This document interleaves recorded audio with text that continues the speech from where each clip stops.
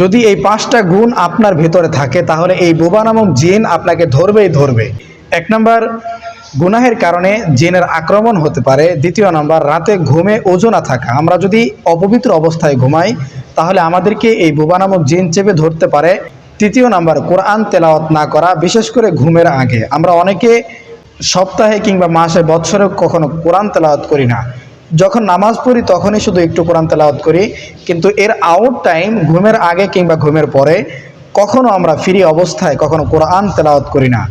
এটার জন্য এরকমটা হতে পারে। 4 নম্বর, রাতে ঝগড়া, অশ্লীলতা, হারাম দেখা, এসব জিন আকৃষ্ট করে। যদি আপনি আপনার ঘরের মানুষের সঙ্গে, ফ্যামিলি মেম্বারসদের সাথে খারাপ আচরণ করেন এবং অশ্লীলতা, কোনো সিনেমা দেখেন কিংবা কোনো গুনাহের কাজ করেন, হারাম দেখা, এই সমস্ত জিন আকৃষ্ট করে আপনাকে। অবশ্যই এই সমস্ত বোবা জিন আপনাকে চেপে ধরবেই ধরবে। 5 নম্বর হচ্ছে ঘরের ভেতর ছবি, মূর্তি বা হারাম কোনো জিনিস রাখা।